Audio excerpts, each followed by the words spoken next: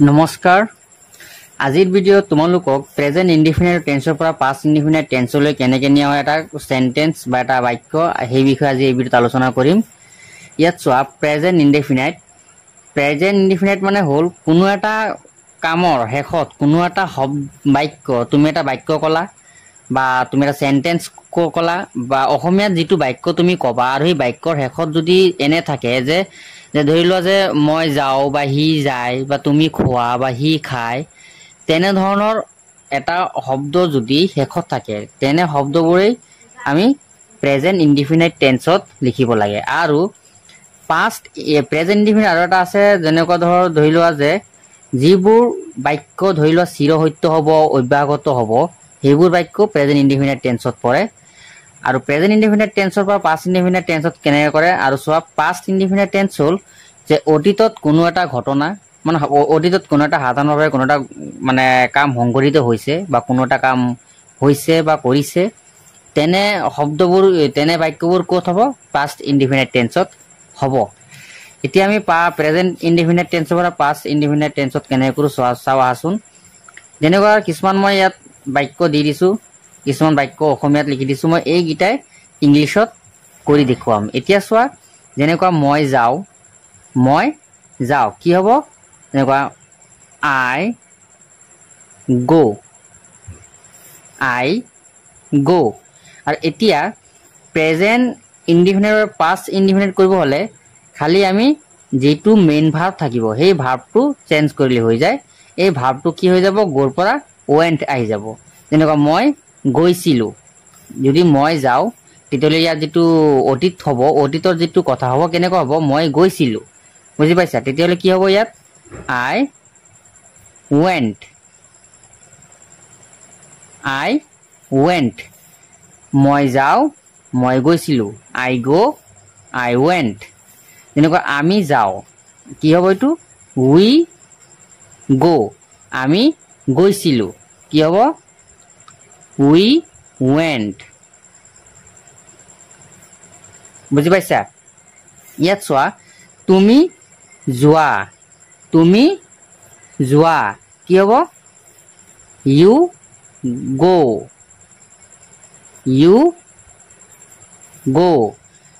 U মানে তুমি, গো মানে যোৱা, ইউ গো তুমি যোৱা, তুমি গৈছিলা কি হ'ব ইউ ৱেণ্ট। ইয়াত চোৱা সি যায় কি হ'ব এইটো ইংলিছত হিয়েই হয় হি গো। ইয়াত গো লিখিলে হ'বনে? ইয়াত গো লিখিলে নহ'ব, ইয়াত কি লিখিব লাগিব গোজ। ইয়াত চোৱা ইয়াৰ শেষত ইএছ বহোৱা নাই বা ইয়াৰ শেষতো ইএছ বহোৱা নাই, আমি যাওঁ উই গো, এইটো গো লিখা নাই উই গো। ইয়াত চোৱা ইয়াত কিন্তু গোজ, কিন্তু ইয়াৰ শেষত ইএছ কিয় বহাইছোঁ?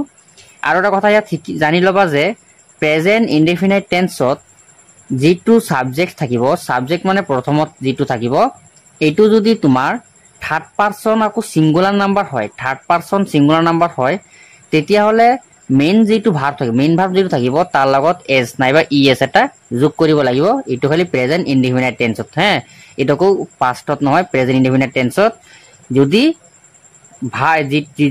যিটো ছাবজেক্ট থাকিব ছাবজেক্টটো যদি থাৰ্ড পাৰ্চন ছিংগুলাৰ নাম্বাৰ, তোমালোকে যদি থাৰ্ড পাৰ্চন ছিংগুলাৰ নাম্বাৰ বুজি নোপোৱা ইয়াৰ বিষয়ে এটা ভিডিঅ' বনাই থোৱা হৈছে, তোমালোকে চাই ল'বা। যদি থাৰ্ড পাৰ্চন ছিংগুলাৰ নাম্বাৰ হয় তেতিয়াহ'লে মেইন ভাৰ্বৰ লগত এছ নাইবা ইএছ এটা যোগ হ'ব। এইটো কাৰণে এইটো হ'ল থাৰ্ড পাৰ্চন আকৌ ছিংগুলাৰ নাম্বাৰ, ইয়াৰ কাৰণে ইয়াৰ যিটো মেইন ভাৰ্ব আছে গো আছে তাৰ লগত ইএছ এটা লগোৱা হৈছে। আকৌ সি গৈছিল, ইয়াত কি হ'ব সি যায়, সি গৈছিল, ইয়াত কি হ'ব আকৌ হি ৱেণ্ট, ইয়াত আকৌ এছ নবহে হি ৱেণ্ট।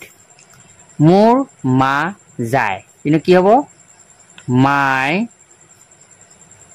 মাদাৰ, ইয়াতো কিন্তু গো নহ'ব কাৰণ এইটো মাই মাদাৰ এইটো এটা মানে থাৰ্ড পাৰ্চন আকৌ ছিংগুলাৰ নাম্বাৰ, বুজি পাইছা? এইটো কাৰণে ইয়াৰ লগতো ইএছ হৈ যাব। মোৰ মা যায়, মাই মাদাৰ গোজ, মোৰ মা গৈছিল, ইয়াত কি হ'ব ছেম হ'ব, খালি এইটো ৰূপটো সলনি হৈ যাব মাই mother went হল এইখিনি বুজি পাইছা এতিয়া চোৱা তেও খায় কি তেও খায় এটো কি হ'ব হি তেও বুলি কলে এটো হি হ'ব ইয়াত চোৱা হি খায় খটো ইংলিছত কি কয় it E A T E it ইয়াত চোৱা ইয়াত যেটো আছে যে ই এ টি ইট ই নহব কিন্তু ইয়াৰ লগত এটা এস হ'ব কি হ'ব কাৰণ হিটো এটা থাৰ্ড পাৰসন সিঙ্গুলাৰ নাম্বাৰ বুজি পাইছা আকৌ তেও খাইছিল কি হ'ব এটো হি এট হল ইয়াত চোৱা ৰাজু যায় ৰাজু এটা কি হ'ব third person singular number Raju কি আছে যায় গো ইয়ে ৰাজু থাৰ্ড পাৰসন ইয়াৰ লগতো ই এস এটা যোগ হ'ব ৰাজু গৈছিল কি হ'ব ৰাজু went